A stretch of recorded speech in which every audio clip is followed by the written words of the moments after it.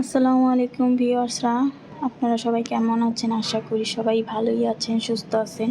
আমিও ভালো আছি, আলহামদুলিল্লাহ সুস্থ আছি। তো ঈদের দিন আজকে আমি বাচ্চাদেরকে নিয়ে আমার বাপের বাসায় বেড়াতে আসলাম।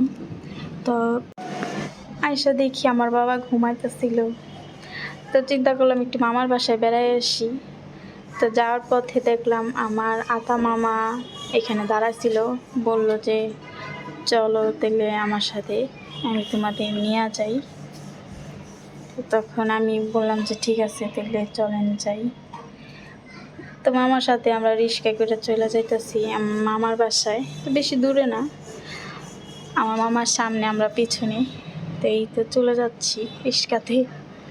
আমার তো হাসি পাইতেছিল যে মানে একটা সময় আমি যাইতাম একা একা, এখন যাইতেছি ওই দুইটা বাচ্চা নিয়ে, মানে একটা কেমন জানি লাগে। তো এই তো চলে আসলাম, আর এই তো আমার মামা চলে গেল। তো এইখানে এই যে আমার আলিফ বলতেছে এটা একটু খুইলা দাও। আর এই তো সাহারা, ওই তো খুশি, মানে একটা জায়গায় বেড়াইতে গেলে এত খুশি হয় এই দুইটা পোলাপান, অনেক খুশি। তো সেই দেখি এখানে দাঁড়ায় ছিল আমার মামাতো ভাই, আর মামাতো বোন চলে যেতেছে ওদের নানির বাসায়।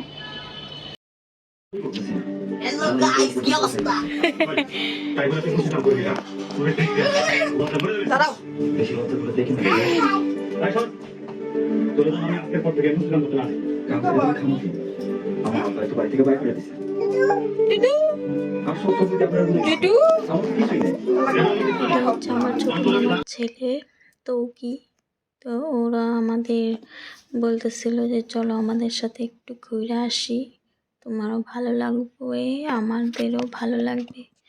আমি বললাম তাহলে চলো যাই ঘুরে আসি। তো মামা চলে গেছে গাড়ি আনতে।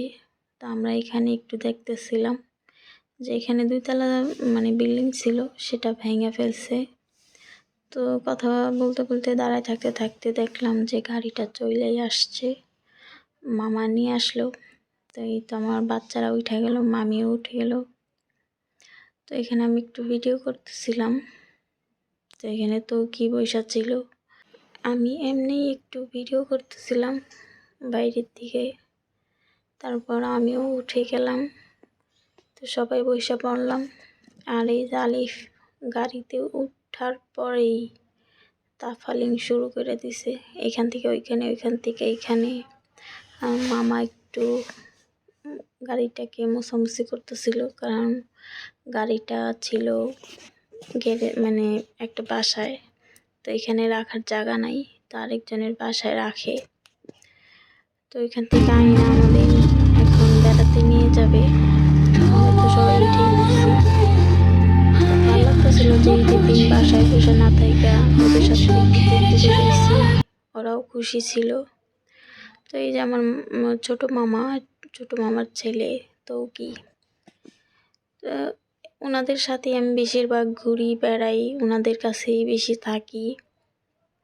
তো আমার ছোট মামাটা আমার আসলে অনেক কাছেরই বলতে গেলে, মানে বাবার মতোই, মানে আমার বাবা মা যেরকম, তো আমার ছোট মামা মানে ওরকমই।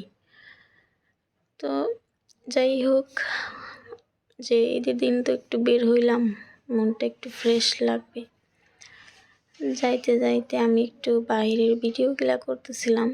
তো দেখলাম যে যেহেতু নিজেদের গাড়ি বলে কথা, যাইতে যাইতে মনে হইতেছিল না যে আমরা গাড়িতে আছি, মনে হইতেছিল যে উড়োজাহাজের মতো উইরা উইরা চলে যাইতেছি, মানে এত স্পিডে ছিল।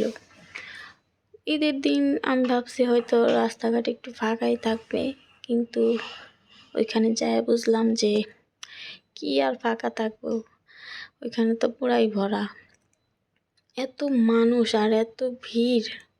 আমি জীবনে ঈদের কখনো দেখি নাই যে এত ভিড় হয়। দেখেন বাইরে কি একটা অবস্থা, এখানে যে একটা ছোট মিনি চিড়িয়াখানা আছে সেটার অবস্থা তো একদমই বাজে। এত মানুষ পাড়াই দেওয়া যাবে না। ওইখানে আমরা নামতে চাইছিলাম, যদিও ওইখানে আর নামা হয় নাই। পরে রাস্তায় দেখতেছিলাম যে কি যে একটা অবস্থা, এত গাড়ি কই থেকে যে আসলো নেই আমি বুঝতেছিলাম না। রাস্তায় এত গাড়ি ঘোড়া আর এত যে মানুষ, আমি ঈদে সত্যি কখনো দেখি নাই এত মানুষ। এই ফার্স্ট টাইম দেখলাম যে ঈদের দিন এত মানুষ মানে এই রাস্তাঘাটে দেখা যায়। তো যাই হোক, এত মানুষ দেখার পরেও আমরা বের হয়ে গেছি সবার মতোই। ঈদের দিন একটু সবাই ঘুরে বেড়ায়, মজা করে, আনন্দ করে, মনটা যেন ভালো থাকে, ফ্রেশ থাকে, এর জন্য। তো আমরাও চলে গেছিলাম। তো আমরা কোথায় যাব আমরা মানে ঠিক করে যাই নাই যদিও। তো ভাবছিলাম যে দেখি যাইতে যাইতে যে এখানে আর কি আমরা খালি পাবো, এখানেই যাব। আর এই যে দেখেন, যেদিকেই তাকাই সেইখানেই শুধু মানুষের ভিড় দেখতে পাই। তো এই যে যাইতে যাইতে আমার মেয়েটা ঘুমাই পড়ছে, আর ছেলেটা তো একদম মানে একা একা ফাল পারতে পারতে আমার আর ভাল লাগতেছিল না। আর এই যে দেখেন এত গাড়ি যে কি একটা অবস্থা, মানে কি বলবো। এখানে দাঁড়াইছিলাম না হইলো অনেকক্ষণ। এই তো চলে আসলাম স্মৃতিসৌধের সামনে। তো এত ভিড় ওদিন, মানে অনেক ভিড় ছিল, আর তার মধ্যে গেটগুলোও বন্ধ করে রাখছিল, যার কারণে মানুষগুলো ঢুকতে পারতেছিল না। চাইছিলাম নামার জন্য, কিন্তু সেটা সম্ভব হয় নাই। তারপর তো চলেই আসলাম। তো চলে এসে আবার চলে গেছিলাম আমার আমাদের বাসায়। তো এই ছিল আজকের ভিডিও। সবাই একটু লাইক কমেন্ট শেয়ার করে রাখেন। তো এর থেকে আর বেশি ভিডিও করতে পারি নাই।